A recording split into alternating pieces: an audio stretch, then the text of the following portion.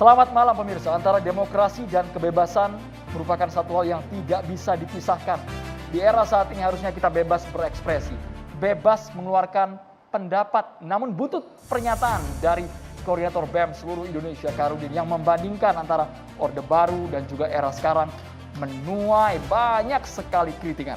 Ya, meskipun kemarin juga sempat kesleo, salah sebut, kemudian hujatan pun menyerbu koordinator dari BMS ini meskipun sudah direvisi ataupun diklarifikasi, diungkapkan bahwa perbandingan ini antara Orde Baru dan juga masa saat ini reformasi ini yang kemudian dia soroti, di mana di era saat ini harusnya lebih baik lagi dibandingkan dengan orde sebelumnya. Kita akan cari tahu apakah sebenarnya pada masa saat ini masyarakat Indonesia betul-betul mendapatkan kebebasan, demokrasi dan juga kesejahteraan yang cukup. Nah, kita akan bahas bersama dengan sejumlah narasumber kami. Tapi sebelumnya, seperti biasa Andrew, ada beberapa highlight yang akan kami hadirkan untuk Anda pemirsa. Salah satunya yaitu Israel yang sempat menyerbu jamaah di Masjid Al-Aqsa pada saat melaksanakan sholat subuh pada tanggal 17 April kemarin, di mana diketahui bersama paling tidak ada 19 orang warga Palestina cedera. Bahkan data terbaru menyebutkan 150 orang yang berada di dalam Masjid Al-Aqsa ini mengalami luka-luka. Bisa Anda perhatikan ada tembakan peluru karet seperti itu, bahkan granat kejut juga dilemparkan. Perdana Menteri Israel mengatakan ini dipicu oleh sultan dari Hamas. Namun sangat disayangkan karena bersih tegang antara Israel dan Palestina belum juga usai. Ini merupakan bentuk kecaman dari Indonesia. Indonesia tegas seperti itu, mengecam apa yang telah dilakukan oleh Israel terhadap kota suci ketiga umat muslim di dunia ya. Ya, di terakhir kemarin sempat ada serangan bom juga dari Israel yang diluncurkan di jalur Gaza cukup besar dan Indonesia tentu mengecam hal ini. Dari mancanegara kita kembali ke tanah air. Ini merupakan kejadian yang sangat disayangkan ketika aparat seharusnya menyita puluhan ribu petasan, ada 24 ribu petasan dan diledakkan seperti itu di lapangan Kodim. Ini sebagai bentuk pemusnahan, namun ternyata terkena rumah warga yang ada di sekitar lapangan ini. Ya, meskipun sebenarnya dimusnahkannya di lahan kosong, tapi memang tidak bisa dipungkiri lahan ini berada dekat dengan pemukiman warga. Paling tidak disebutkan ini ada 100 kg bahan bisio atau bahan pembuat petasan yang diledakkan. Jadi dentumannya begitu besar, Andro, hingga membuat ada paling tidak 30 rumah warga di sekitar lahan kosong ini kemudian hancur. Kita lihat ada atap yang roboh, kaca yang pecah, dinding yang juga kemudian ambruk begitu ya. Ini pun juga kemudian pihak kepolisian telah menyatakan siap bertanggung jawab dan mengganti rugi kerugian yang dialami oleh warga setempat. Meskipun yang lagi viral saat ini warga mempertanyakan antara kompensasi ganti rugi ini tidak sebanding dengan kerusakan rumah. Ganti rugi yang warga terima yang sedang viral ini nilainya Rp400.000, sedangkan kerusakan rumah mereka menganggap nilainya jauh di atas nominal tersebut. Ya, kita tadi juga sempat lihat bagaimanakah dampak dari pemusnahan petasan tersebut. Pemirsa, kita beralih ke Kalimantan Selatan di mana ada sebuah minimarket pemirsa yang kemudian rubuh pada hari Senin kemarin. Kalau kita lihat ini juga memakan korban jiwa, paling tidak ada 3 orang dinyatakan meninggal dunia akibat kejadian ini. Bahkan informasi terbaru ada 1 tambahan korban lagi hingga total ada 4 korban meninggal dunia. Bangunan ini dipercaya sudah sekitar 20 tahun seperti itu. Keterangan terbaru dan dianggap sudah rapuh. Ini merupakan proses evakuasi yang dilakukan oleh petugas gabungan dibantu juga warga, membutuhkan sekitar 16 jam untuk menyelamatkan pegawai minimarket Alfamart yang ada di Kabupaten Banjar, Kalimantan Selatan. Pada saat sebelum roboh ya, dan kita kemudian saksikan bersama ini adalah kondisi sebuah minimarket usai roboh. Bahkan pada saat kejadian juga ada kurang lebih 16 orang yang berada dalam bangunan tersebut, di antaranya ada 6 karyawan minimarket.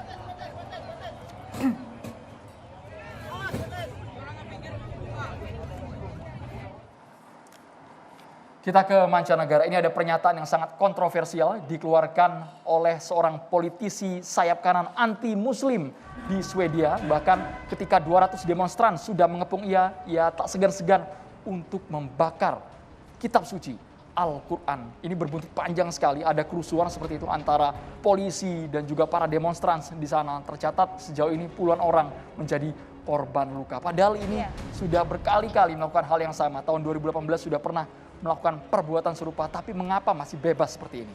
Ini yang kemudian dipertanyakan oleh banyak pihak karena memicu berbagai kerusuhan di wilayah Swedia, dan kita tahu juga ini memang sudah menjadi perhatian publik karena dilakukan lebih dari satu kali.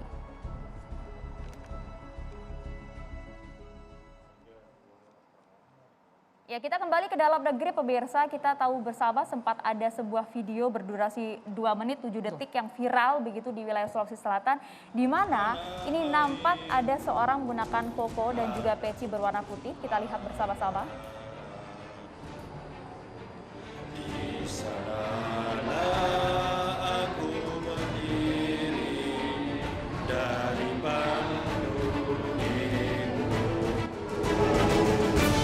Jadi informasinya sedang akan melaksanakan sholat tarawih, tapi kita tadi mendengar bersama diawali dengan menyanyikan lagu kebangsaan Indonesia Raya. Ini pun mendapat kecaman dari MUI.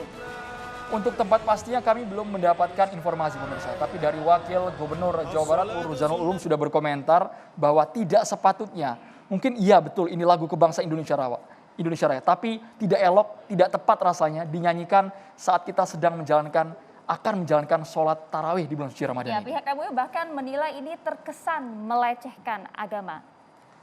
Kita ke kabar berikut ini juga menjadi viral. Pemirsa, ada laporan dari Hak Asasi Manusia Amerika Serikat yang menyebut mulai dari aplikasi Peduli Lindungi, kemudian kejadian-kejadian tragedi di Indonesia mendapatkan sorotan.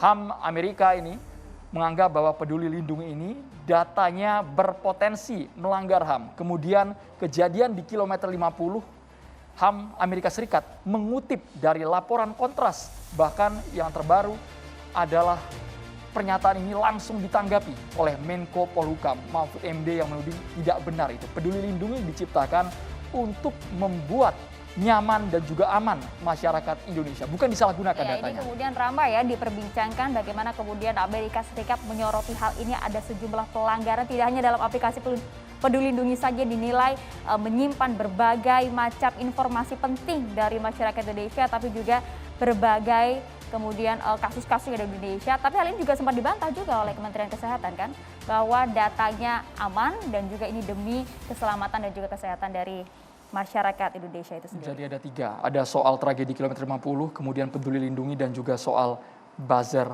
yang merebak di tanah air. Itu semua menjadi sorotan dari HAM Amerika Serikat.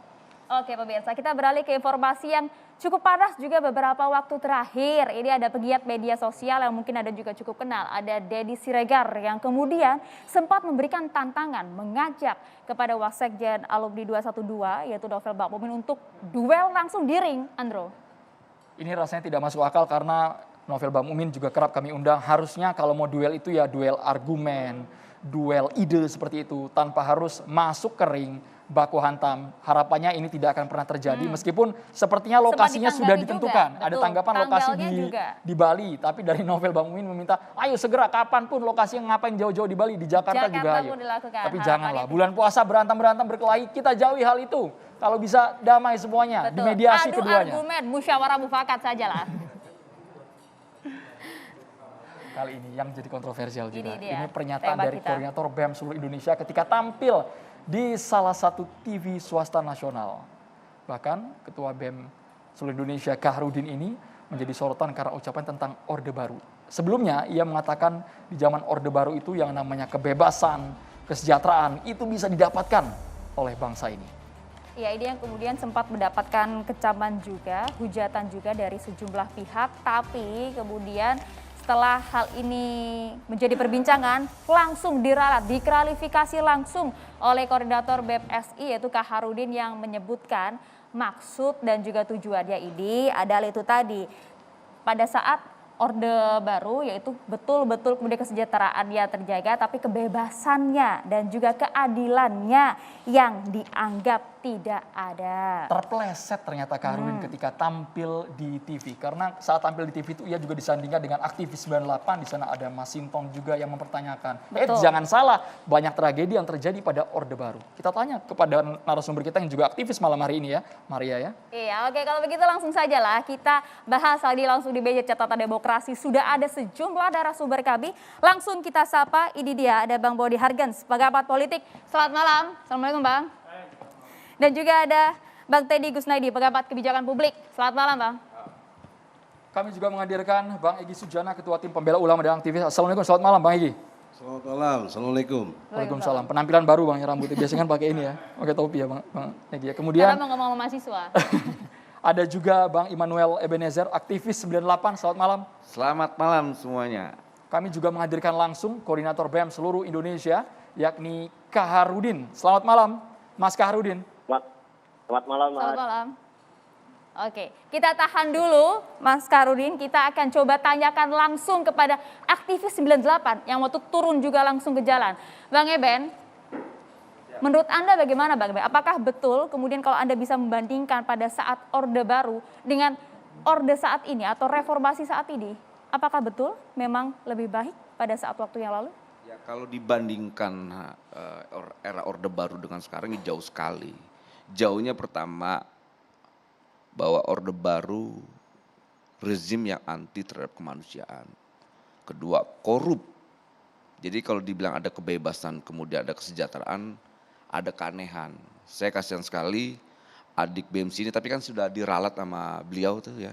Ya dia keceplosan, yang keceplosan wajar lah. Tapi semoga itu benar-benar kepleset lah, tidak menjadi sebuah sikap seorang mahasiswa atau seorang demonstran yang coba menghilangkan proses sejarah yang pernah saya perjuangkan saat itu. Karena adik-adik ini berani demonstrasi di jalan karena pernah ada hasil perjuangan yang pernah kita perjuangkan.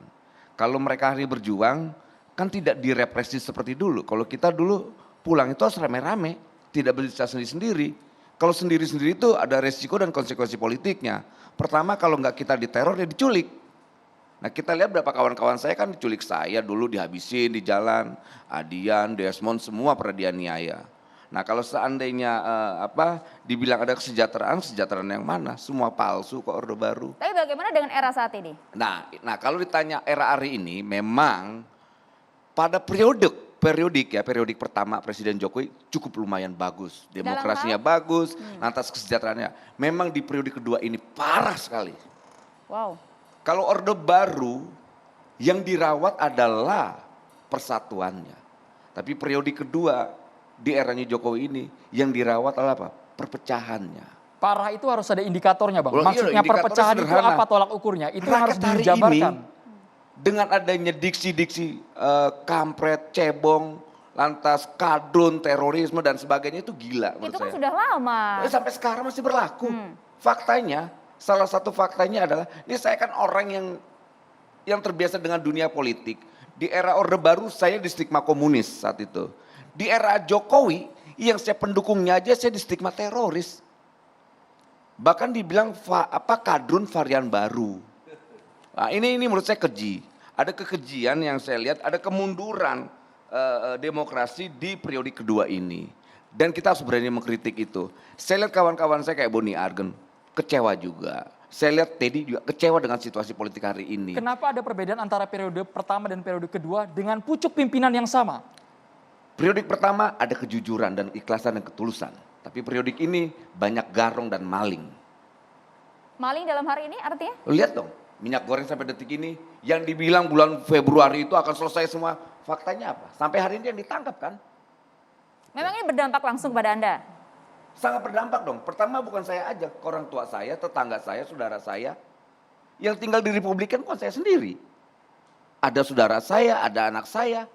Lantas anak saya juga mau belanja gorengan, jadi naik harganya. Nah dampak-dampak itu kan tidak dirasa oleh para pembantu presiden yang hari ini tidak punya empati sedikit pun terhadap persoalan rakyat. Bang Eben, mereka ramai-ramai ngenggarong untuk 2024 nanti. Apakah Anda merasakan secara langsung? Ini kan maksud Anda kan pemerintah kan bisa dikatakan ya ini sebuah kabinet. Tidak sendiri-sendiri berjalan. Ini merupakan sebuah kesatuan sistem seperti itu. Apakah memang Anda secara personal mengalami kejadian tersebut? Hari ini saya melihatnya tidak. Tidak ada kesatuan pemerintah hari ini, periode kedua ini. Semua terpisah, karena semua tidak terkoordinir. Kan berkali-kali presiden menyampaikan keluhannya, bahkan disampaikan ke publik. Menteri, kabinet, semua mereka tidak mengambil keputusan terkoordinasi. Setiap apa yang diputuskan tidak pernah disampaikan ke publik dengan benar. Presiden saking muaknya mengkritik mengkritik pembantunya sendiri. Nah problemnya pembantunya tidak ada yang mampu menerjemahkan kritik presidennya sendiri. Kalau nggak mampu diganti aja bang. Ini buktinya masih ada bang diganti semuanya. lagi menurut saya tangkap tuh. Apalagi ngomong-ngomong 3 periode. Yang ngomong 3 periode sampai yang sekarang minyak goreng langka. Harus ditangkap dong. Kalau nggak punya tanggung jawab moral dan politik mundurkan diri. Nah problemnya kan sampai detik ini tidak ada yang mundurkan diri. Bahkan seakan-akan tidak punya rasa malu. Semua rakyat bangsa ini seakan-akan problem itu adalah Jokowi masalahnya. Kan ini ngawur kasihan. Presiden seharusnya menteri ini kan bekerja untuk presiden, bukan presiden bekerja untuk menterinya. Jadi logika terbaliknya hari ini. Tapi kan Jokowi Maka saya punya bilang hak sedikit mundur di prerogatif pemerintahan bang. periode kedua Jokowi ini. punya hak prerogatif kalau tidak suka sama Jokowi atau misalnya tidak sesuai, tidak sejalan visinya sama Jokowi, ya sudah copot saja bang. Nah gini, presiden itu sangat pemimpin yang sangat punya etik sekali ya. Nah problemnya kan kita lihat pembantu tidak punya etika dan moral. Pembantunya yang Gimana? mana ini bang? Harus hati-hati, datanya Yang juga ada. teriak-teriak 3 periode.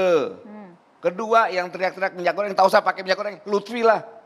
Muhammad Lutfi Menteri Perdagangan, biar publik tahu tuh. Hari ini Kejagung tegas bang, ada dirjen dari Kemendak yang Dan sudah ada diamankan beberapa jadi nama yang tersangka. juga dia jadikan tersangka bang. Itu buktinya. Nanti kan selanjutnya kan proses hukum kan kita tahu. Kita lihatnya ke depan nanti. Semoga aja M. Lutfi ini ditangkap lah ya. Jangan kelamaan. Karena berkali-kali dia ngebohongin publik. Berkali-kali dia juga ngebohongin presiden. Banyak sekali ya kebohongan-kebohongan yang dilakukan oleh Menteri Perdagangan. Yang seharusnya katanya akhir bulan ini selesai. Pasar sudah ada, sudah aman. Faktanya kan tidak sampai detik ini. Dan salah satu keluhan presiden kan problemnya itu juga minyak goreng. Yang akhirnya presiden diserang. Kemudian 3 periode juga presiden yang diserang. Sampai terjadinya jatuh korban pada tanggal 11 kemarin. Kami Adi agak Armando. kaget dengan komentar Bang Eben, Iya. karena Anda ini kan posisinya pernah jadi komisaris, pernah berada di lingkaran ring 1 Anda juga istana kemudian seperti itu. memperjuangkan Tapi juga apa buktinya yang sekarang Anda saat apakah ini, ini Bang? karena dicopot pembungkaman ada hubungannya dengan itu tidak? Saya Bang sebelum Eben? dicopot juga begini juga kan. Dicopot tidak dicopot sikap saya nggak berubah kok. Dulu saya mengkritik dikasih komisaris. Mengkritik dikasih komisaris utama. Nggak berubah dari sikap dan pandangan politik saya. Artinya gini, integritas saya tidak bisa dinegosiasikan oleh sebuah jabatan. Karena saya lahir dari dunia gerakan.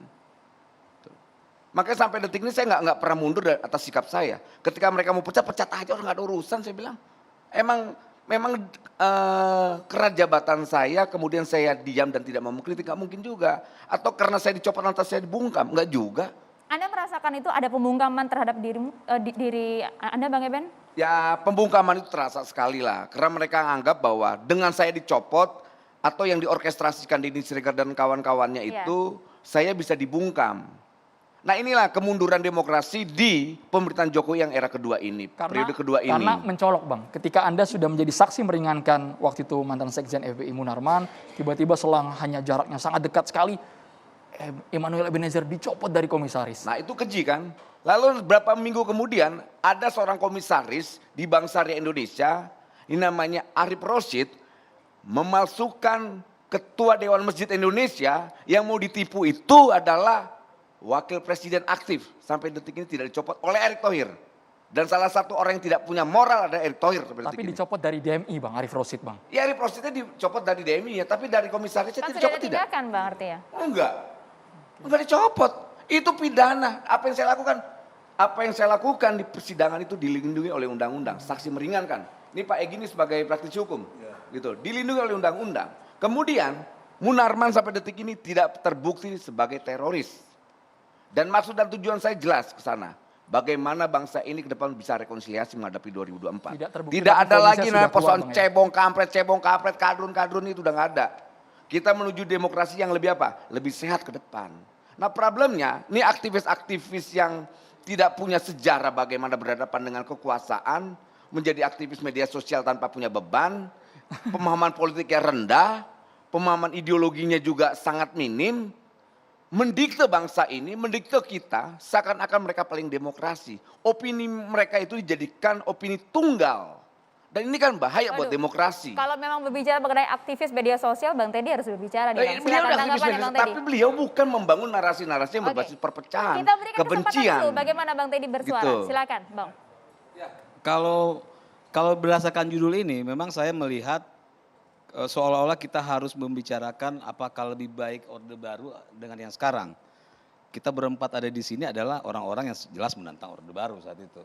Jadi kalau mau mau dibicarakan apa yang mau dibicarakan. Tapi saya menyatakan begini, kalaupun harus dilihat perbedaannya, saya bilang saat ini kalau menjadi catatan saya terhadap pemerintahan Pak Jokowi, sejak dari periode pertama dan yang kedua, saya melihat bahwa memang dan bisa di-track pernyataan-pernyataan saya selama ini, saya melihat bahwa Pak Jokowi itu orang yang punya keberanian yang tinggi, orang yang berani untuk bersikap, memutuskan, tapi sayangnya beliau tidak memiliki pembantu-pembantu yang punya keberanian seperti beliau. Ya, itu yang menjadi catatan saya dari dulu hingga hari ini.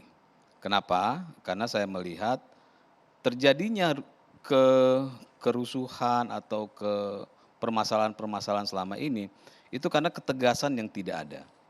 Tidak ada ketegasan terhadap tindakan-tindakan yang terjadi di masyarakat, sehingga akhirnya masyarakat ikut terlibat, ikut berdebat, ikut melakukan pembelaan maupun ikut melakukan penyerangan, dan yang akhirnya yang dikorbankan adalah masyarakat. Masyarakat ini adalah orang-orang yang tidak terlatih untuk berperang, tidak terlatih untuk berpolitik, tapi mereka dipaksa untuk melakukan itu karena tidak ada ketegasan. Bang Teddy, Anda sepaham dengan apa yang disampaikan oleh Koordinator Pusat BMSI bahwa di era saat ini tidak ada kesejahteraan, tidak ada kebebasan? Nah itu ngawur itu jelas. Ya jadi kalau soal BMSI ini, saya sebelum demo mereka tanggal 11, saya sudah memberikan statement jelas. Ya mungkin kalau di sini saya minta maaf kalau bahasa saya agak kasar. Saya sudah mengatakan bahwa bagi siapapun orang yang menyalahkan Pak Jokowi terkait 3 periode ini, mohon maaf saya mengatakan goblok. Ya. Kenapa? Karena saya bilang ini hal yang sangat mendasar. Hal yang sangat mendasar kalau sampai mahasiswa ya tidak mengerti bahwa yang punya kewenangan untuk mengubah Undang-Undang Dasar 45 itu bukan eksekutif, bukan presiden, tapi legislatif.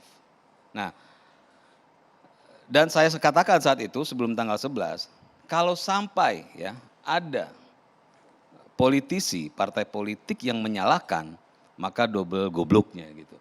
Karena makanya itu kan kemarin demonya digelar di depan Senayan, Bang. Ya, enggak, makanya kan awalnya enggak ke situ. Ya.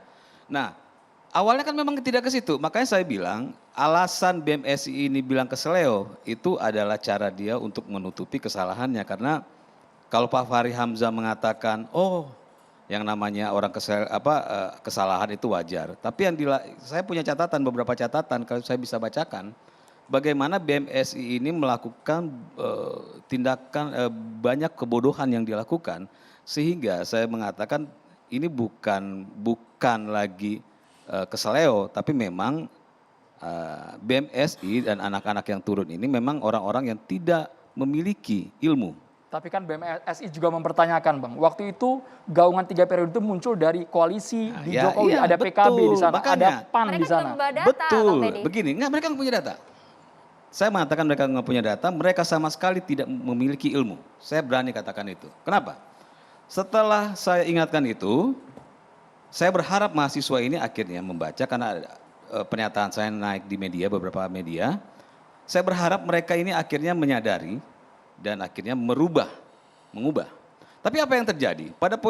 Pada selanjutnya mereka mengatakan begini nih, bahwa menuntut Pak Jokowi untuk membuat surat resmi atau membuat statement resmi, ya, presiden membuat statement resmi untuk menolak 3 periode. Kalau Pak Jokowi melakukan, ya, mengikuti tuntutan mereka, maka betapa bodohnya presiden kita, ya, karena nanti dia akan ditertawakan oleh legislatif. Mereka akan bilang, "Hei Pak Jokowi, kenapa kalian mengatur kewenangan kami?" Ya. Jadi ini dua kebodohan yang sudah dilakukan. Nah, ketiga, mungkin setelah itu mereka menyadari, oh iya ternyata setelah dibuka undang-undangnya, oh bukan bukan eksekutif. Sehingga mereka H-1 kalau nggak salah itu merubah. Yang tadinya ini patut diinformasikan juga, kami media juga mencatat kenapa poin dari tuntutan mahasiswa ini berubah, karena tanggal 10 April Presiden Jokowi tegas konvers seperti itu bahwa Itu dari awal. pemilu tanggal 14 Februari 2024 tidak bisa ditawar sehingga poin dari mahasiswa tadi tiba-tiba Tunggu, sebelum tidak tanggal 10 menyertakan Pak lagi. Jokowi sudah mengatakan itu. Berkali-kali. Ya, iya kan, berkali-kali. Iya kan? Jadi bukan alasannya mereka mengubah jalur itu karena mereka akhirnya membaca, menyadari bahwa oh iya, ternyata kami salah. Kalau menurut saya seharusnya ketika sudah mengetahui salah, maka BMSI dan mahasiswa yang lain menyatakan kami harus meminta maaf kepada presiden. Sudah diklarifikasi Bang Teddy. Kami meminta maaf kepada presiden, makanya mereka akhirnya ke DPR. Harusnya begitu, karena mereka harus punya jiwa yang besar. Mereka sudah melakukan kesalahan, mereka harus meminta maaf, tapi mereka tidak lakukan. Akhirnya mereka pindah ke Senayan. Catatan saya lagi, ternyata ya memang dasarnya memang mereka memang dasarnya berangkat itu tanpa punya konsep, tanpa punya ilmu. Mereka menuntutnya ke DPR. Sudah diungkapkan juga Bang, ini bagian dari strategi. Ini bagian dari strategi agar tidak ditunggangi. Ini bukan soal strategi, ini kebodohan yang bertambah terus menerus. Saya ada banyak kebodohannya. Oke, kalau gitu kita tahan dulu, kita akan minta klarifikasi langsung dari Koordinator Pusat BMSI, ada Kak Harudin yang sudah terhubung melalui sambungan Zoom. Usai jeda, sesaat lagi pemirsa.